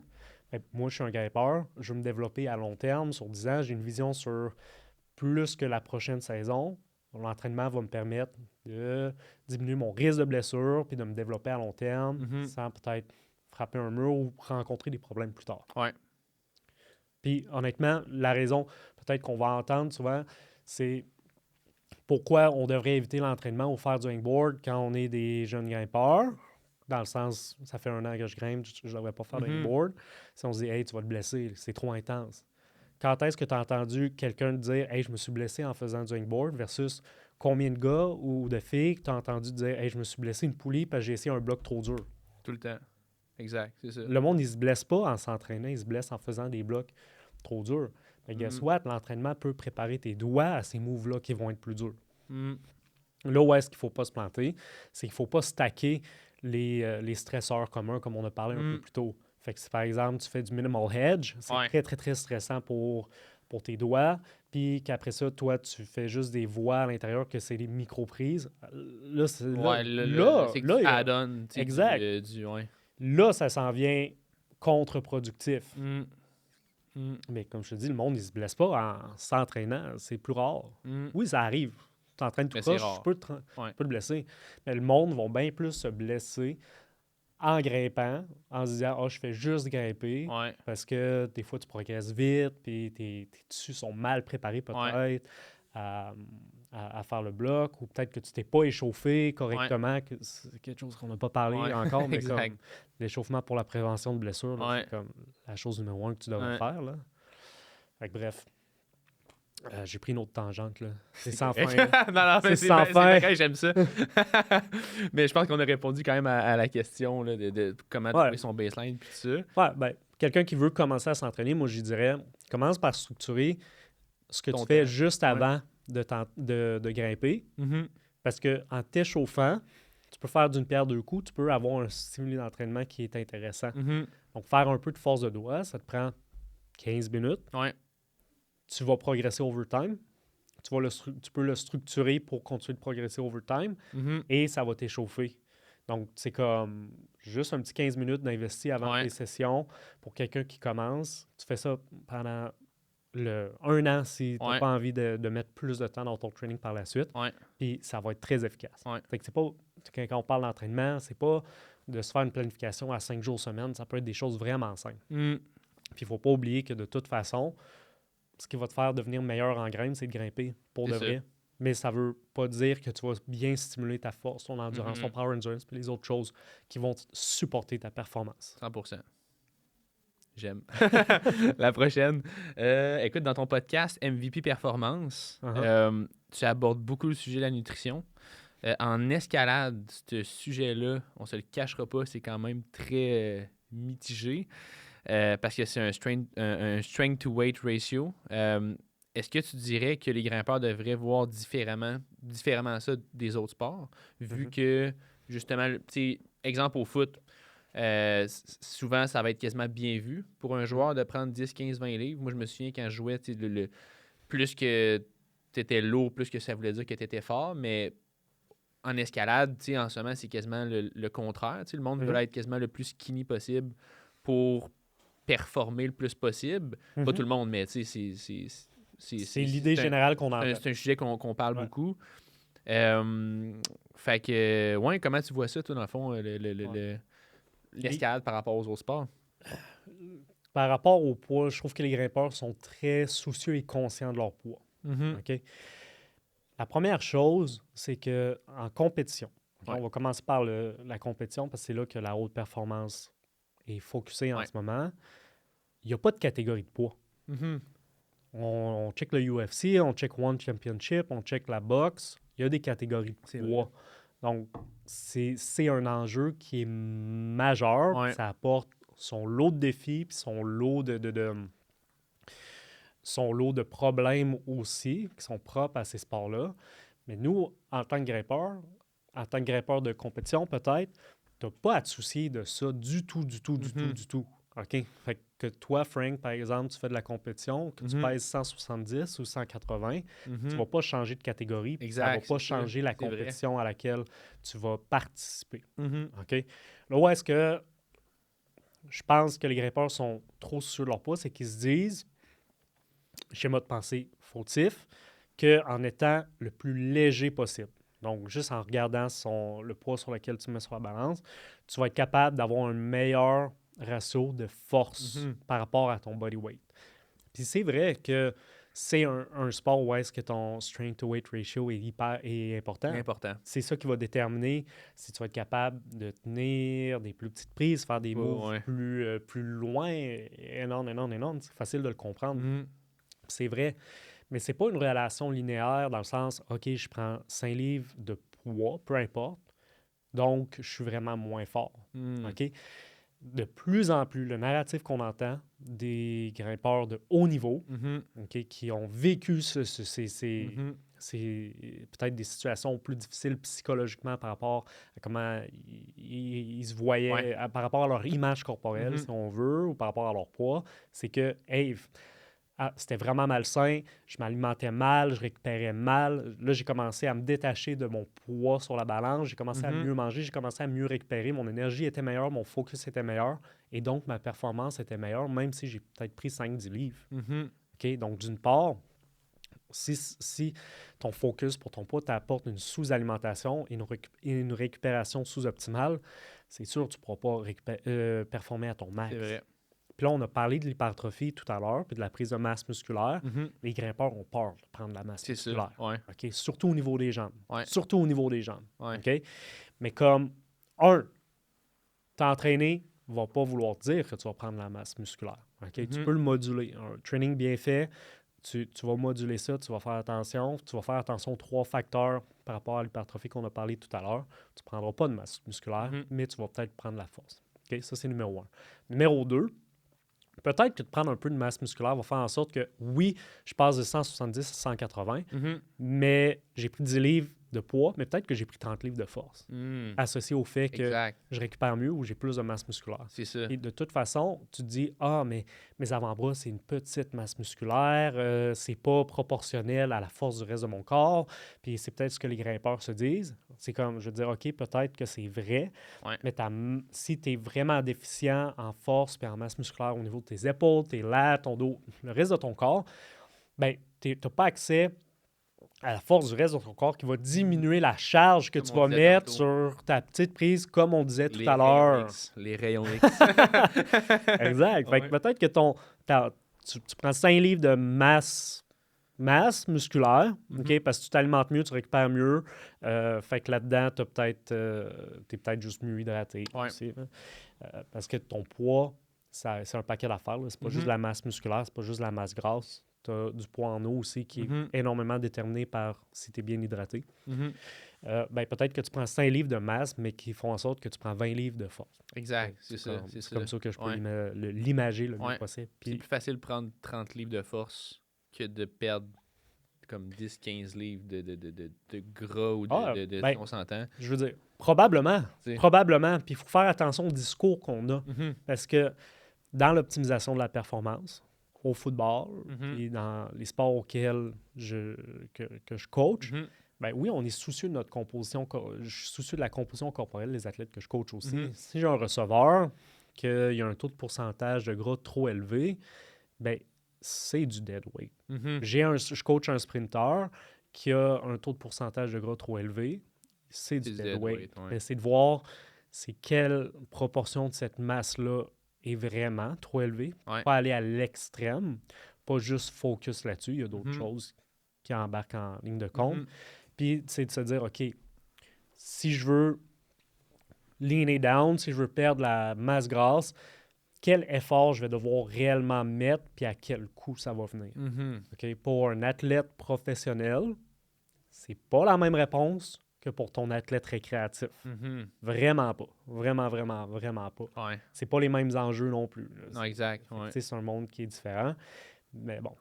Puis même dans le monde professionnel, de plus en plus, le narratif, c'est « Hey, j'ai recommencé à m'alimenter correctement, je me suis détaché de la balance, puis j'ai augmenté mes performances, comme on l'a dit tantôt. » Puis un exemple qui me vient en tête, qui a été hyper médiatisé, c'est celui d'Emil Abrahamson. C'est exactement ça que j'allais dire, Bon, tu l'as probablement vu passer. Il a pris 15 livres, je pense, là, 15 ou... en tout cas, je vais te laisser l'expliquer. Emil Abrahamson, avant de grimper son premier V15, il était... si je me souviens bien, aux alentours de comme 160, 170. Présentement, dans ce que j'ai lu récemment, il est aux alentours de 185, give or take. Okay? Il a pris une quinzaine de livres, puis ensuite, il a sendé son premier V15. C'est fou, ça. Comme directement. Là. Lui, c'est un gars de 6 pieds, il a pris 15 livres. Le masque, c'est un grimpeur, puis il s'est rendu compte que, hey, j'ai pris du poids, puis je performe vraiment mieux, je me sens mieux, je suis plus fort sur le mur. Je me suis jamais senti aussi léger. Ça, je reprends ces mots, je me souviens, je pensais dans un podcast où je l'ai lu à quelque part. Il a dit, je me suis jamais senti aussi léger, puis il a 15 livres de plus, puis il performe mieux, puis il est à son top en ce moment. Emil Abrahamson, c'est son histoire. Je pense qu'il y en a plusieurs qui commencent à sortir. On l'entend de plus en plus. J'écoute The Struggle Climbing Show. Nugget Climbing Podcast. Aussi, Puis c'est un thème récurrent. Ça revient. Puis il faut que ces histoires-là sortent parce que je pense qu'on a encore une idéologie qui fait mal à du monde. Peut-être plus dans le monde de la compétition. Je ne suis pas dans ce monde-là, donc je ne suis pas proche de ce monde-là. Je parle plus de ce que j'ai entendu à ce moment-là, là, honnêtement. Mais comme, faut que ces histoires-là sortent pour que le monde soit sensibilisé à ça. Vraiment, là. C'est incroyable parce que, tu sais, quand tu m'as dit, il y a 30 secondes, quand tu as dit Emil Abrahamson, il a grimpé son premier V15 après avoir pris 15 livres, 15-20 livres. Moi-même, tu sais, je viens de me catch-up, dans le fond, dans la façon que j'ai vu ça. Tu sais, j'ai dit, ma première réaction, ça a été crime, c'est fou, ça. Mais dans le fond, ça devrait pas être ça, ma réaction. Tu sais, dans le fond, c'est pas fou, ça. Le gars, il s'alimente mieux. Le gars, il a pris de la masse musculaire. Le gars, il se sent plus léger. Le gars, il grimpe plus fort. Ça devrait être ça, le nouveau narratif qui devrait être poussé, tu sais. Au lieu de, le gars a perdu 10 livres, ben là, c'est normal qu'il ait grimpé un fort, tu sais. Ouais, puis surtout, il se sent mieux psychologiquement. Et il en parle, Neil Abramson est très ouvert, très franc avec ce qu'il a vécu, puis par rapport à comment il vit avec son image corporelle et son poids. Puis comme, ce qui est fascinant de son histoire, c'est que lui, avant de grimper, il était overweight. Ouais. C'était un adolescent qui était en surplus de poids. On a vu le même épisode YouTube, je pense. Je pense que oui. Il était en surplus de poids, donc il a commencé à grimper, il aime ça, boum, lean down, perd beaucoup de poids. Donc peut-être qu'il était attaché à l'idée de « Hey, j'ai perdu beaucoup de poids au début, ça m'a aidé à performer. » Parce que peut-être qu'il y avait un pourcentage de gras qui était, comme on a parlé tout à l'heure, qui était sous-optimal pour performer à un haut niveau. Donc là, il est peut-être attaché à l'idée de « j'ai perdu du poids, ça m'a aidé à performer. » Là, il est peut-être qu'il a continué de pousser là-dedans, mais trop peut-être. Je veux dire, l'idée, c'est d'avoir une composition corporelle qui est optimale. Pour la plupart des athlètes, c'est d'avoir un pourcentage de gras le plus bas possible, tant que c'est santé, que c'est bien géré. Santé physiquement, physiologiquement, mais surtout psychologiquement. Puis, après ça, l'optimisation de ta masse musculaire, ça va dépendre un peu de ton sport. C'est vrai qu'un grimpeur, avoir des jambes très grosses et lourdes, c'est pas optimal. C'est une masse qui n'est pas spécifique à la tâche que tu as besoin de faire. Inversement, un sprinter qui est très, très, très bulky du upper body, c'est pour lui, d'avoir des méga pecs, mettons, là, qui pèsent 10 livres chaque. C'est pas nécessaire, là. Pas nécessaire, là. C'est une paire de pas pecs. Nécessaire, là. Il n'y a pas besoin de traîner sa grosse... Pas besoin de traîner ça, là. Mais lui, par exemple, avoir des jambes musclées, ça va l'aider probablement. Là, après ça, c'est beaucoup plus profond que ça. C'est beaucoup plus individualisé que ça. Il faut que tu le mettes en contexte, de ton sport, le niveau de ton sport, l'énergie que tu es prêt à mettre là-dedans, quel genre de sacrifice tu es prêt à faire, tout en gardant ta balance, tout en restant sain dans ta tête. Puis peut-être que... Puis, je veux dire, pour un athlète récréatif, ben c'est complètement différent aussi. Là. Je veux dire, je grimpe à l'extérieur, j'adore grimper, j'aime pousser les cotes que je grimpe, mais je veux dire que je grimpe 5-12, 5-13 en lead, que je grimpe un V10 un jour, ça change, je veux dire, je suis pas un professionnel. Là, non, je veux c'est ça, exact. À part moi puis mes amis proches, tout le monde s'en fout, là, honnêtement. Là. Je vais rien accomplir de plus. Là. Je veux dire, je le fais pour moi. Je le fais pour moi, mais comme, il y a des choses que je ferais pas, peut-être que quelqu'un qui veut percer sa scène internationale, lui, va être prêt à faire. Faut garder ça en tête. Là. Je veux dire, on n'est pas le monde qui nous écoute, la plupart ne seront pas des athlètes professionnels. Non, c'est ça. C'est pas le 1% du 1%. Là, c'est ça. Puis même là, les professionnels en grimpe qui vivent juste de leur escalade, c'est plate à dire, mais c'est un sport qui est pauvre. Là. C'est vraiment pauvre. Là. Comparé, mettons, on check le baseball, où un athlète, je ne me rappelle plus de son nom, qui vient de signer un contrat pour 200 millions sur 5 ans. Là. On n'est pas là. Ça serait une complète... En tout cas, une autre discussion complètement, là, mais good, je vais y aller avec la dernière petite question. Est-ce que tu penses que des grimpeurs devraient avoir un on-season et un off-season, comme les autres sports? Comme... Juste pour clarifier, parce qu'il y a du monde qui nous écoute, qui ne savent peut-être pas c'est quoi un in et un off-season. Bon point. Je joue au football. Ma saison se passe du mois d'août jusqu'à novembre. Ça, c'est pendant ce temps-là que je vais jouer mes games. C'est pendant ce temps-là que je suis en compétition. C'est pendant ce temps-là que je veux performer à mon max aussi. Okay? Donc ça veut dire qu'à partir de décembre jusqu'en août l'année d'après, je suis en mode off-season. Les gars de football s'entraînent énormément pour performer. Ils sont en préparation physique. Ils préparent leur corps pour prendre de la force, prendre de la masse, prendre de la vitesse pour performer au max quand ils arrivent in-season. Les joueurs de foot, quand ils arrivent une season, que je coach, leur entraînement change. Parce que le contexte change énormément. Maintenant, ils ont des pratiques, ils ont des games, donc ils ont moins d'énergie, de ressources disponibles pour s'entraîner et s'adapter, et que le corps s'adapte à cet entraînement-là. Donc, il faut adapter selon la phase. Okay? Mais concrètement, on parle de in- et off-season, c'est juste adapter l'entraînement à la phase ou la période de l'année dans laquelle on est. Okay? Donc, nous, on le voit comme ça parce qu'on a un background de foot. In-season, off-season, c'est séparé en deux, c'est clair. C'est normal, c'est le même partout, c'est ça. C'est le même pour la plupart des sports. Pour la plupart des sports. Plupart des sports, parce qu'il y a des sports qui ont plusieurs saisons. Okay? Fait que comme juste là, tu as plusieurs phases de préparation. Pour la grimpe, OK? si tu fais de la compétition, ton in-season, c'est pas la même période de l'année que si tu es au Québec, que tu as beaucoup, beaucoup de neige, puis que tu as une fenêtre au printemps pour grimper qui est peut-être d'un mois ou deux. Exact. Puis après ça, il fait trop chaud puis trop humide pour grimper dehors puis performer à ton max. Puis là, ta prochaine fenêtre de performance va être à l'automne. Et là, peut-être que ça va aller vite aussi parce que là, il va se mettre à neiger. C'est ça, exact. C'est ça. Comme... Au Québec, c'est cool. C'est différent. Puis là, je veux dire, après ça, tu compares à quelqu'un qui vit peut-être aux States, je sais pas moi, au Texas.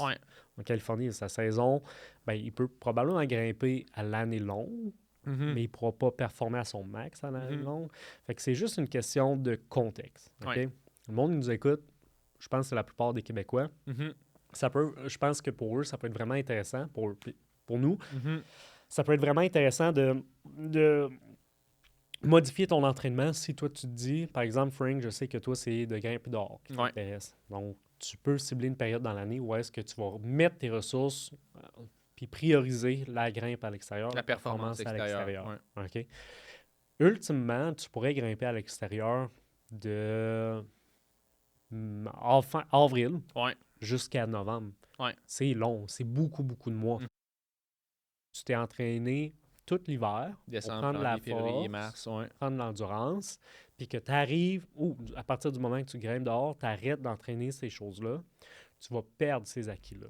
Okay? Parce que grimper dehors va pas être va pas t'amener les stimulations de qualité pour maintenir ces qualités athlétiques-là que tu as développées.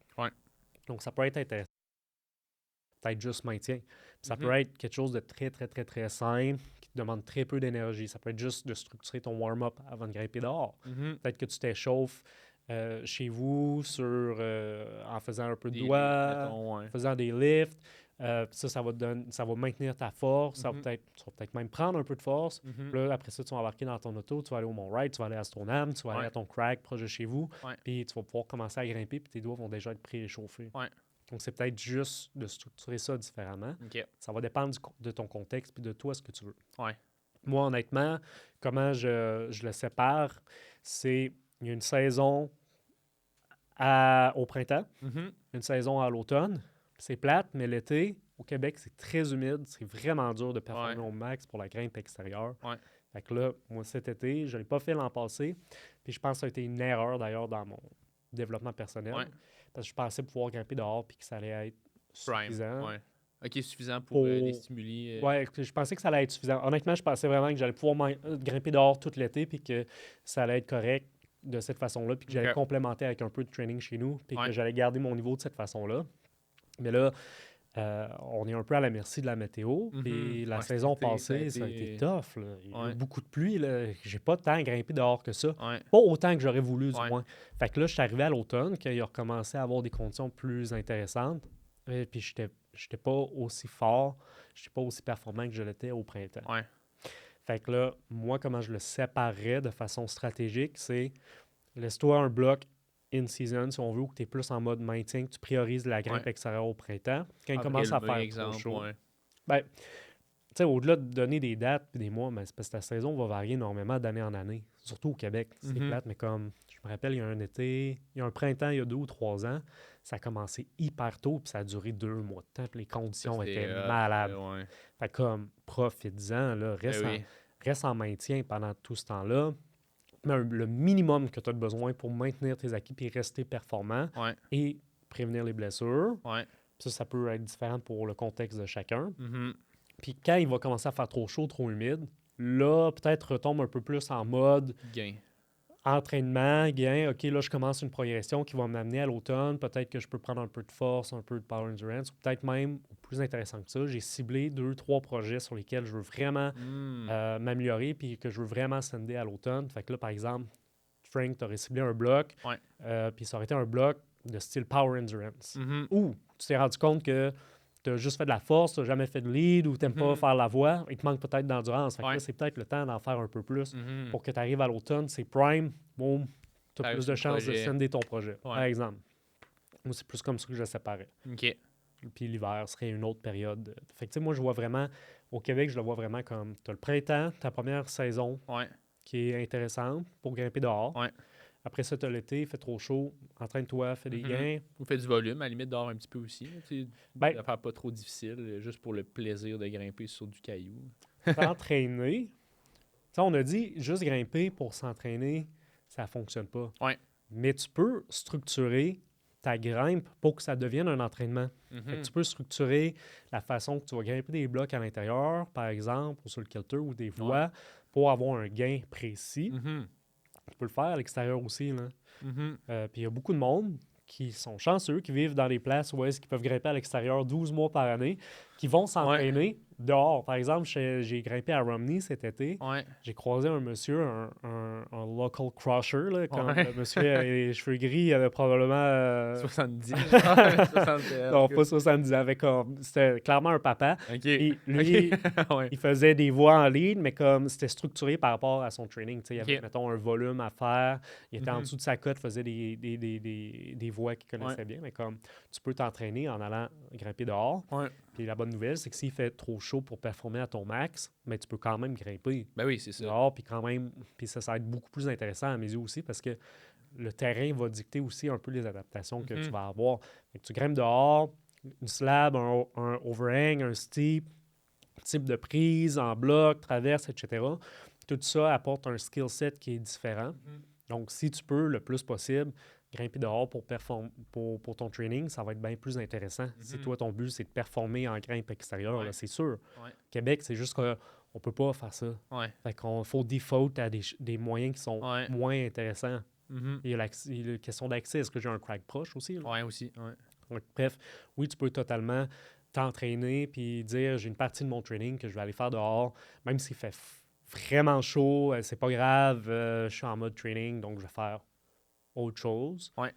Puis l'automne, c'est la saison la plus intéressante pour les grimpeurs au Québec. Je pense que c'est là que tu as les conditions les plus prime. Tu as grimpé dehors aussi, donc tu as un skill set qui a build up jusqu'à l'automne. Versus au printemps, on va avoir grimpé. On va avoir grimpé en dedans beaucoup.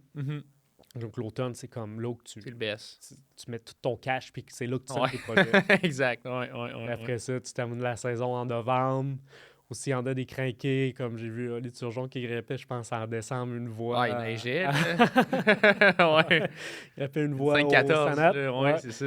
Sanat, mais peut-être que tu pousses ta saison jusqu'en décembre. Ou tu t'en vas, tu voyages, tu t'en vas à Val-David, peut-être, ou dans ce cas. Mais, peu importe, mais à un moment donné, il va falloir que tu retournes en dedans. Puis à ce moment-là, je te dirais, prends un peu de temps off, puis en janvier, on recommence un cycle d'entraînement. Moi, c'est comme ça que je le structure. Mais ça, après ça, comment quelqu'un qui fait de la compétition le structure, ça va être différent. Parce que lui, en plus, il faut qu'il se dise, OK, il faut que je pique pour un événement précis, particulier. Tu le cibles dans ton calendrier. OK, j'ai une compétition là. Comment est-ce que, OK, je m'entraîne si j'ai 3 semaines entre mes deux compétitions. C'est complètement différent de quelqu'un qui est comme, OK, j'ai 3 mois. J'ai 2 mois pour grimper dehors. C'est des événements. Donc, ça va amener des stratégies différentes. Là, on a fait l'overview pour, je pense, qui est intéressant pour tous ceux qui grimpent dehors. Crime, j'aime. Écoute, ça a passé vite, cet épisode de podcast. Pour vrai, je pense qu'on aurait pu continuer à parler pendant encore une coupe, plusieurs minutes. Merci d'avoir été là. Un gros merci, Frank. Je sais qu'on va tourner, en tout cas, éventuellement d'autres épisodes ensemble. On peut te trouver où sur les réseaux sociaux? Puis dans le fond aussi, peut-être parler un petit peu de ton podcast, si tu veux, vite, faire un petit shout-out sur la plateforme. Vous pouvez trouver le podcast sur Spotify, YouTube et Apple Podcast, qui est Balado, je crois. Balado. Le MVP Performance Podcast. Moi, sur Instagram, j'ai une page de coach, mais ça sera peut-être pas intéressant pour ceux qui nous écoutent parce que c'est vraiment ciblé vers les joueurs de football, qui est bam.is.coaching. Donc, BAM is coaching. BAM, c'est mon surnom de toujours. Coach BAM, c'est mon surnom de toujours. Bam. Exact. Mon surnom depuis très, très longtemps. Sinon, ma page personnelle est vraiment moins intéressante sinon, mais c'est F_BAM. Cool. Écoutez, vous pouvez me trouver là. On va te trouver. Nous te trouverons. Pour les gens qui nous écoutent à la maison, rapidement, comme j'ai dit au début de l'épisode, Donnez-nous un 5 étoiles, ça va nous aider énormément. Allez suivre Bam Bam sur les réseaux sociaux. Puis, écoutez, merci d'avoir été là. Puis, à la prochaine. Peace! Let's go, man. Ça a duré un peu plus longtemps que je pensais, man. Une heure et demie, Il a fallu que je skippe la